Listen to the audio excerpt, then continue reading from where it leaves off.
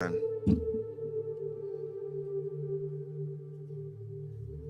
Einstein made a statement. He says that I'm not interested in the phenomenon or that phenomenon. Einstein had said earlier in his life, I want to know the thoughts of God. The rest are mere details.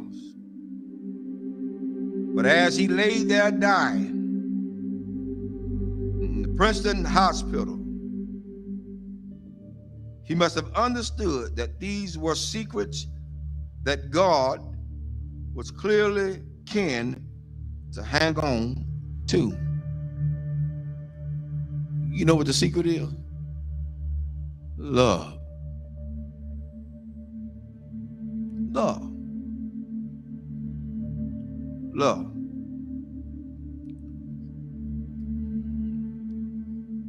I'm going to share something tonight with everybody, and hopefully it'll hit close to home.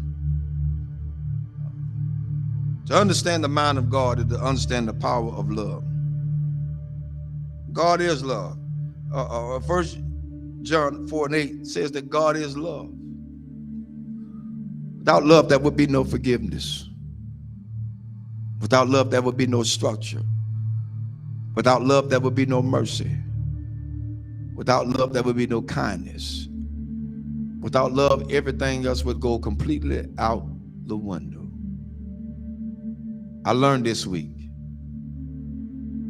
Took some people to let me know that I was still hurting. And I'm gonna let everybody know tonight. This is my reality. Not to slight anybody. A lot of things that I know I hadn't always done right, hadn't been right.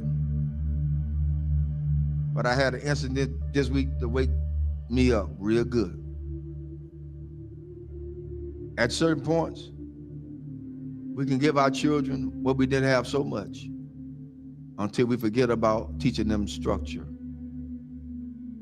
This week, I learned at some point you won't be respected. And that's for everybody. You're not going to be respected because they feel the way they feel. They're emotionalized. They're emotional creatures. Therefore, they don't know. But I did the one thing I thought that I would never do. Turn and walk. That's where I was. But I found out that I had a whole halo of hurt that I'd never been released from.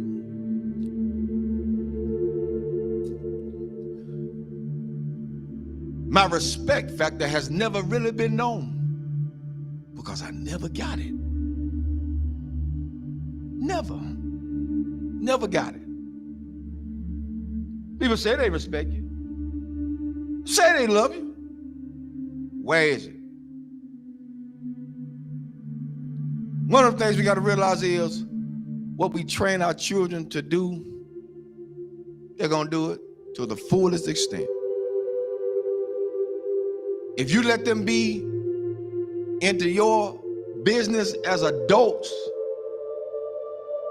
then they're going to have all rights and privileges to say what they want to say, not knowing the outcome of what could be.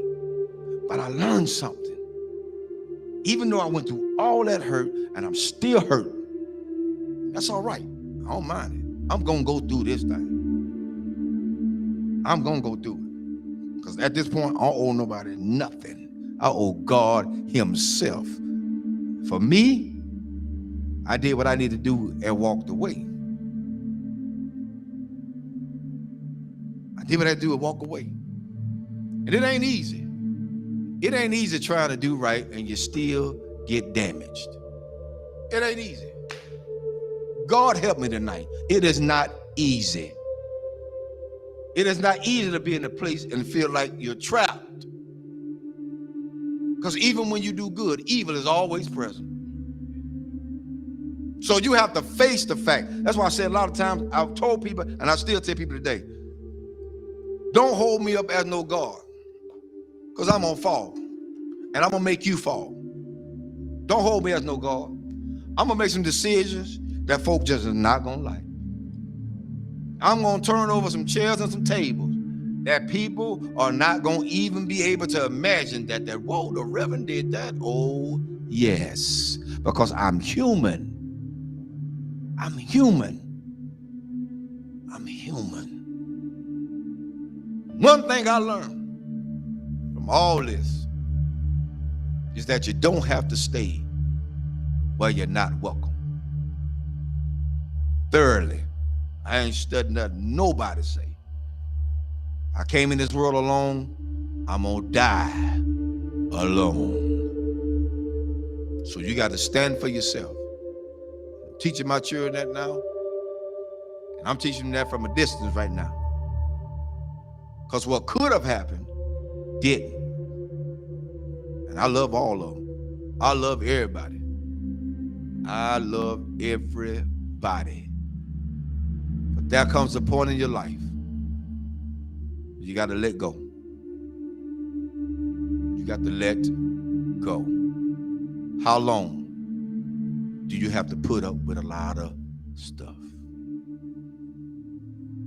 You did your part. You did what you can do. Now it's time to let them go.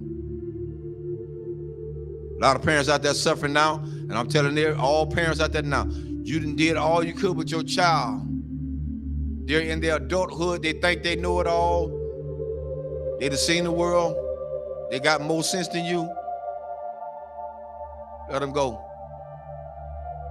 Release them in the Lord's hand. If you get in the way, you get in the way of God's hand. Get out the way. Because whatever God got for them, that's what he's going to get. Well, that's how it is. Children shouldn't be involved in the parents' business. Amen. I'll say it again. Children should not be involved in their parents' business. Whatever go on between those two, that's their problem. Not the children. But the children are affected by it. But guess what? It's up to those parents to sit the children down and talk to them together, not apart. Together. Together. You want to stop a whole lot of confusion? Talk about it together. You don't want to break down the communication? Talk about it together. At this point for me going forward, that's what we're going to do. And if they can't do that,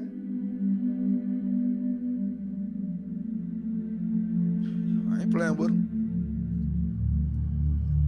There's a lot you can do. And God help me. I'm strong as an ox. But the Lord is a protector and a shield from everything. And Lord help me, I got the scars to prove it. Cried many a days. But I ain't got to cry no more. My mind's made up.